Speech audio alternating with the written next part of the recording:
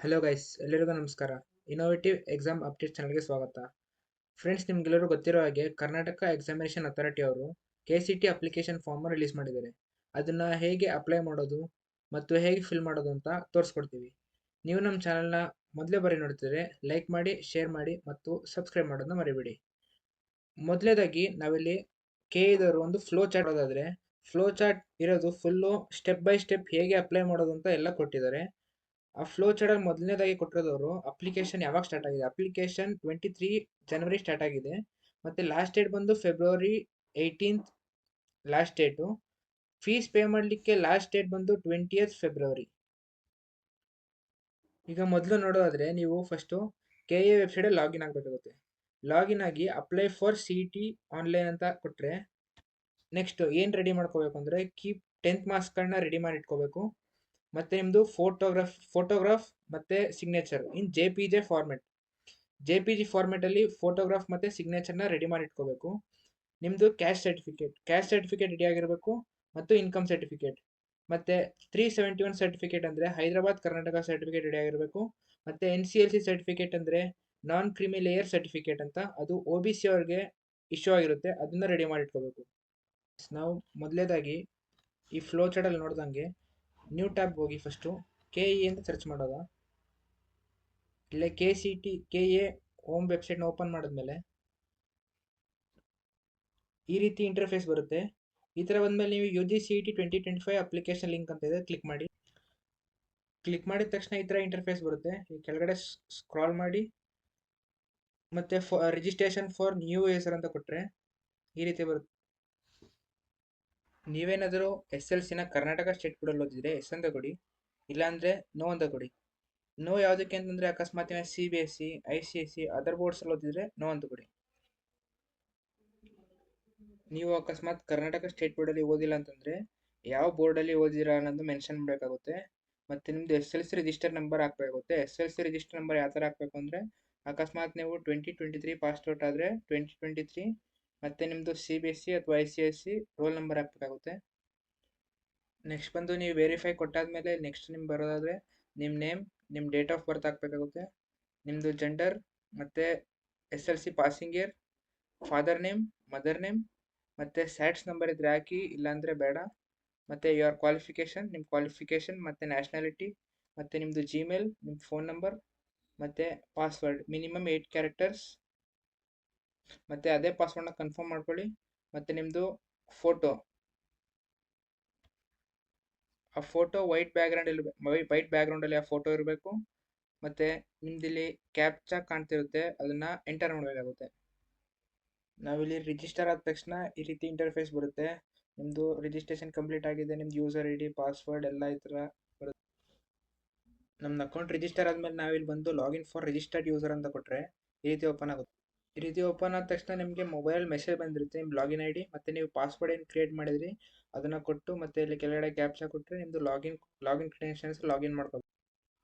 ನಾವಿಲ್ಲಿ ಲಾಗಿನ್ ಆದ ತಕ್ಷಣ ಈ ಥರ ಜನರಲ್ ಡೀಟೇಲ್ಸ್ ಅಂತ ಬರುತ್ತೆ. ನೀವು ರಿಜಿಸ್ಟರ್ ಆಗಬೇಕಾದ್ರೆ ಕೊಟ್ಟಿದ್ದ ಡೀಟೇಲ್ಸ್ ಎಲ್ಲ ಇಲ್ಲಿ ಬಂದಿದೆ. ನೆಕ್ಸ್ಟ್ ನಿಮ್ಮದು ಸ್ಟೇಟ್, ಡಿಸ್ಟಿಕ್, ತಾಲೂಕ್, ಮನೆ ಅಡ್ರೆಸ್ ಮತ್ತು ಪಿನ್ ಕೋಡ್, ಮತ್ತು ಒಂದು ನಿಮ್ಮದು ನ್ಯಾಷನಾಲಿಟಿ ಮತ್ತು ರಿಲಿಜನ್ ಮತ್ತು ಮದರ್ ಟಂಗ್ ಅದೆಲ್ಲ ಕೊಟ್ಟು ಸೇವ್ ಕೊಟ್ಟು ನೆಕ್ಸ್ಟ್ ಕೊಡಬೇಕಾಗುತ್ತೆ. ಇಲ್ಲಿ ನಾವು ಸೇವ್ ಕೊಟ್ಟಾದ್ಮೇಲೆ ನೆಕ್ಸ್ಟ್ ಪೇಜ್ ಅಂತ ಕ್ಲಿಕ್ ಮಾಡಬೇಕಾಗುತ್ತೆ. ನೀವೇನಾದರೂ NRI ಆಗಿದ್ರೆ ಎಸ್ ಅಂತ ಕೊಡಿ, ಇಲ್ಲಾಂದ್ರೆ ನೋ ಅಂತ ಕೊಡಿ. ನೀವು ಎಷ್ಟು ವರ್ಷ ಕರ್ನಾಟಕ ಸ್ಟೇಟ್ ಬೋರ್ಡಲ್ಲಿ ಓದಿದ್ದೀರಾ ಅದನ್ನು ಇಲ್ಲಿ ಮೆನ್ಷನ್ ಮಾಡಬೇಕಾಗುತ್ತೆ. ಅಂತಂದರೆ ಕರ್ನಾಟಕದಲ್ಲಿ ಎಷ್ಟು ವರ್ಷ ಓದಿರಾ ಅಂತ, first standard to 12th standard. Next ಬಂದು ನೀವು PUC ಕ್ವಾಲಿಫಿಕೇಷನ್ ಮೆನ್ಷನ್ ಮಾಡಬೇಕಾಗುತ್ತೆ, ಅಂದರೆ ಯಾವ ಬೋರ್ಡ್ ಅಂತ. ನೆಕ್ಸ್ಟ್ ಬರೋದಾದರೆ ನಿಮ್ಮದು PU ಸೆಕೆಂಡ್ PU ಯಾವ ಬೋರ್ಡಲ್ಲಿ ಓದಿದ್ದೀರಾ ಅಂತ ಮೆನ್ಷನ್ ಮಾಡಬೇಕಾಗುತ್ತೆ. ಮತ್ತು ನಿಮ್ಮದು 12th ರಿಜಿಸ್ಟರ್ ನಂಬರ್ ಮೆನ್ಷನ್ ಮಾಡಬೇಕಾಗುತ್ತೆ. ಮತ್ತು ನಿಮ್ಮ 12th ಯಾವ ವರ್ಷ ಕಂಪ್ಲೀಟ್ ಮಾಡಿದ್ರಿ ಅಂತ ಮೆನ್ಷನ್ ಮಾಡಬೇಕಾಗುತ್ತೆ. ಮತ್ತು ನೀವು 12th ಯಾವ ಡಿಸ್ಟಿಕ್ಕಲ್ಲಿ ಮುಗಿಸಿರಿ ಅಂತ ಇಲ್ಲಿ ಮೆನ್ಷನ್ ಮಾಡಬೇಕಾಗುತ್ತೆ. ನೆಕ್ಸ್ಟು ನಿಮ್ಮದು PUC ಅಂದರೆ 12th ಬೋರ್ಡ್ ಯಾವ ಕಾಲೇಜಲ್ಲಿ ಇತ್ತು ಅಂತ ಅದನ್ನು ಮೆನ್ಷನ್ ಮಾಡಬೇಕಾಗುತ್ತೆ. ನೆಕ್ಸ್ಟ್ ಬಂದರೆ ನೀವು ಮುಂಚೆ ಯಾವತ್ತಾದರೂ CET, NEET ಯಾವುದಾದ್ರು ಎಕ್ಸಾಮ್ ಅಟೆಂಡ್ ಮಾಡಿದರೆ ಅದನ್ನು ಇಲ್ಲಿ ಮೆನ್ಷನ್ ಮಾಡಬೇಕಾಗುತ್ತೆ. ಅದನ್ನೆಲ್ಲ ಅಟೆಂಡ್ ಮಾಡಿದರೆ ನೀವು ಇಲ್ಲಿ then CET admission ticket number ಎಲ್ಲ ಇಲ್ಲಿ ಕೊಡಬೇಕಾಗುತ್ತೆ. ನೆಕ್ಸ್ಟ್ ಇಯರ್ ಆಫ್ ಅಪಿಯರೆನ್ಸ್ ಅಂದರೆ ನೀವು ಮುಂಚೆ ಯಾವಾಗ CET ಅದೆಲ್ಲ ಅಟೆಂಡ್ ಮಾಡಿದರೆ ಅದು ಯಾವ ಇಯರಲ್ಲಿ ಅಂತ ಅಲ್ಲಿ ಮೆನ್ಷನ್ ಮಾಡಬೇಕಾಗುತ್ತೆ. ಮತ್ತು ನೀವು ಸೀಟ್ ಏನಾದ್ರು ಸಿಕ್ಕಿದ್ರೆ ಮತ್ತು ಕಾಲೇಜ್ ಜಾಯ್ನ್ ಆಗಿದ್ರೆ ಎಸ್ ಆರ್ ನೋ ಅಂತ ಮೆನ್ಷನ್ ಮಾಡಬೇಕಾಗುತ್ತೆ. ನಿಮಗೆ ಇಲ್ಲಿ ಲಾಸ್ಟಲ್ಲಿ ಎಲಿಜಿಬಿಲಿಟಿ ಕ್ಲಾಸ್ ಅಂತೇಳಿ ಕೇಳುತ್ತೆ. ಅದು ನೋಡಬೇಕು ಅಂದರೆ click to know your eligibility clause ಅಂತೇಳಿ ಕ್ಲಿಕ್ ಮಾಡಿ ನಿಮ್ಮದು ನೋಡ್ಬೋದು. ಇಲ್ಲಿ ನೋಡೋದಾದ್ರೆ ನಿಮಗೆ ಟೋಟಲ್ ಆಗಿ ಗಂಟ ಇದೆ, ಕ್ಲಾಸ್ ಗಂಟ ಎ ಇಂದ ಗಂಟ ಕ್ಲಾಸ್ ಇದೆ. ನಿಮ್ದು ಯಾವ್ದು ಎಲಿಜಿಬಿಲಿಟಿ ಸಿಗುತ್ತೆ ಅದನ್ನು ಕ್ಲಿಕ್ ಮಾಡಿ ನೀವು ನೆಕ್ಸ್ಟ್ ಕೊಡ್ಬೋದು. ನಾವಿಲ್ಲಿ ನೋಡೋದಾದರೆ ನೀವು ನೆಕ್ಸ್ಟ್ ನೋಡೋದಾದರೆ ನೀವು ಜನರಲ್ ಮೆರಿಟ್ ಬಿಟ್ಟು ಬೇರೆ ಯಾವ್ದಾರ ಕ್ಯಾಟಗರಿ ಕ್ಲೇಮ್ ಮಾಡಬೇಕು ಅಂದರೆ ಎಸ್ ಕೊಡಿ, ಇಲ್ಲಾಂದರೆ ನೋ ಕೊಡಿ. ನೆಕ್ಸ್ಟ್ ನೋಡೋದ್ರೆ ನಿಮ್ಮದು ಫ್ಯಾಮಿಲಿ 8 lakh ಬಿಲೋ ಇದ್ದರೆ ಎಸ್ ಕೊಡಿ, ಇಲ್ಲಾಂದರೆ ನೋ ಕೊಡಿ. ನಿಮ್ಮ ಹತ್ರ ಏನಾದರೂ 371J ಕಲ್ಯಾಣ ಕರ್ನಾಟಕ ರಿಸರ್ವೇಷನ್ ಅಂದರೆ ಹೈದರಾಬಾದ್ ಕರ್ನಾಟಕ ರಿಸರ್ವೇಷನ್ ಇದ್ದರೆ ಎಸ್ ಕೊಡಿ, ಇಲ್ಲಾಂದರೆ ನೋ ಕೊಡಿ. ನೀವೇನಾದರೂ first standard to 10th standard rural ಏರಿಯಾದಲ್ಲಿ ಓದಿರಿ ಅಂದರೆ ಎಸ್ ಕೊಡಿ, ಇಲ್ಲಾಂದರೆ ನೋ ಕೊಡಿ. ನೀವೇನಾದರೂ ಮೈನಾರಿಟಿ ಏನಾದರೂ ಕ್ಲೇಮ್ ಮಾಡ್ತಿದ್ದೀರಾ ಅಂತಂದರೆ ಎಸ್ ಕೊಡಿ, ಇಲ್ಲಾಂದರೆ ನೋ ಕೊಡಿ. ನಿಮ್ಗೇನಾದರೂ ಕನ್ನಡ ಮೀಡಿಯಂ ಕೋಟಾ ಇತ್ತು ಅಂದರೆ ಅಕಸ್ಮಾತ್ ನೀವು first standard to 10th standard Kannada ಮೀಡಿಯಮಲ್ಲಿ ಓದಿದ್ರೆ ಎಸ್ ಕೊಡಿ, ಇಲ್ಲಾಂದರೆ ನೋ ಕೊಡಿ. ನೀವೇನಾದರೂ ಲಿಂಗ್ವಿಸ್ಟಿಕ್ ಮೈನಾರಿಟಿಯಿಂದ ಬರೋದಾಗಿದ್ರೆ ಎಸ್ ಕೊಡಿ, ಇಲ್ಲಾಂದರೆ ನೋ ಕೊಡಿ. ನೆಕ್ಸ್ಟ್ ನಿಮ್ಮ ತಂದೆ ತಾಯಿ ಏನಾದರೂ ಜಮ್ಮು ಕಾಶ್ಮೀರ್ ಮೈಗ್ರೆಂಟ್ಸ್ ಆಗಿದ್ದರೆ ಎಸ್ ಕೊಡಿ, ಇಲ್ಲಾಂದರೆ ನೋ ಕೊಡಿ. ನಿಮ್ಗೇನಾದರೂ saint John's reservation claim applicable ಇದ್ದರೆ ಎಸ್ ಕೊಡಿ. ಇದು ಅಪ್ಲಿಕೇಬಲ್ ಇದು ಬರೀ ಮೆಡಿಕಲ್ ಸ್ಟೂಡೆಂಟ್ಸ್ ಮಾತ್ರ.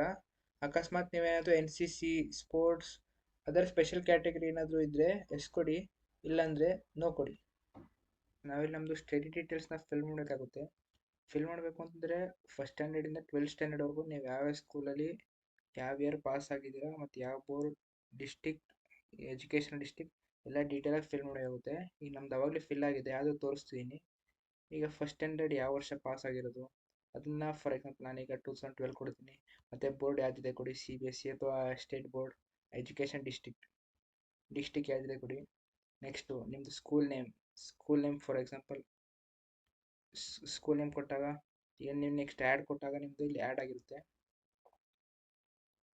ನೋಡೋದ್ರಲ್ಲ ಫ್ರೆಂಡ್ಸ್, ನಿಮ್ಮದು ಇಲ್ಲಿ ಆ್ಯಡ್ ಆಗಿದೆ. ಗೈಸ್, ನಾವು ಲಾಸ್ಟ್ ಪೇಜಲ್ಲಿ ಸ್ಟಡಿ ಡೀಟೇಲ್ಸ್ನ ಫಿಲ್ ಮಾಡಾಯಿತು. ಈಗ ನೆಕ್ಸ್ಟ್ ಕೊಟ್ಟಾಗ ನಮಗೆ NRI ವಾರ್ಡ್ ಅಂತ ಬಂತು.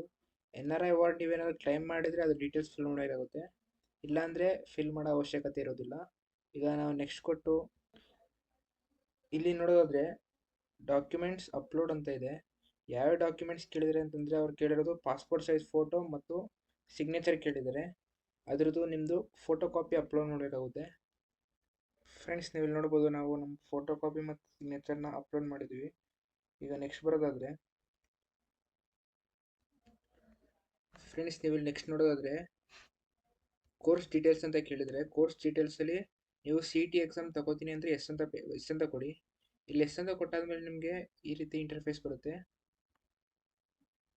ನೀವು ಯಾವ ಲ್ಯಾಂಗ್ವೇಜಲ್ಲಿ CET ಎಕ್ಸಾಮ್ ಬರೀತೀರ ಅದನ್ನು ರೆಫರ್ ಮಾಡಿ. ಇಲ್ಲಿ ಅಂದರೆ ಕ್ಲಿಕ್ ಮಾಡಿ. ಇಂಗ್ಲೀಷ್ ಆದರೆ ನೆಕ್ಸ್ಟ್ ಸಬ್ಜೆಕ್ಟ್ಸ್ ಯಾವ್ದು ಬೇಕು ಅಂತ ಕ್ಲಿಕ್ ಮಾಡಿದ್ರೆ PCM ಕೊಟ್ಟರೆ ನಿಮಗೆ ಇಂಜಿನಿಯರಿಂಗ್ ಬರುತ್ತೆ.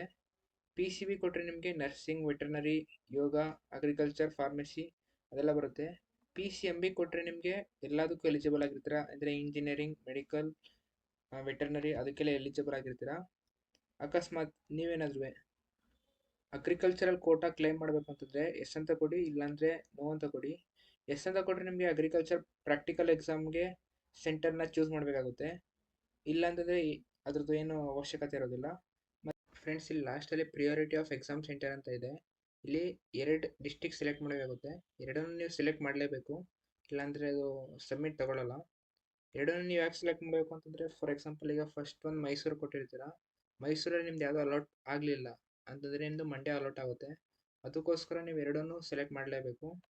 ಅದಾದಮೇಲೆ ನೀವು ಸಬ್ಮಿಟ್ ಕೊಟ್ಟಾದ್ಮೇಲೆ ನೆಕ್ಸ್ಟು ನಿಮಗೆ ಪೇಮೆಂಟ್ ಮಾಡಲಿಕ್ಕೆ ಹೇಳುತ್ತೆ. ಪೇಮೆಂಟ್ ಮಾಡಾದ್ಮೇಲೆ ನಿಮ್ಮದು ಅಪ್ಲಿಕೇಶನ್ನ ಪ್ರಿಂಟ್ ಹಾಕೋಬೋದು. ನೀವು KCT ಅಪ್ಲಿಕೇಶನ್ ಹಾಕ್ತಿದ್ದೀರಾ ಅಂತಂದರೆ ಸರ್ವರ್ ಬಿಸಿ ಆಗೋದು ಕಾಮನ್. ಸರ್ವರ್ ಬಿಸಿ ಆಗ್ತಿದೆ ಅಂತಂದರೆ ಟೆನ್ಷನ್ ತಗೊಳ್ಳೋ ಅವಶ್ಯಕತೆ ಇಲ್ಲ. ಅದಕ್ಕೋಸ್ಕರ ನೀವು ರಾತ್ರಿ ಹೊತ್ತು ಅಪ್ಲಿಕೇಶನ್ ಹಾಕಿದ್ರೆ ಸರ್ವರ್ ಒಂಚೂರು ಅಷ್ಟೊಂದು ಬಿಸಿ ಇರೋಲ್ಲ.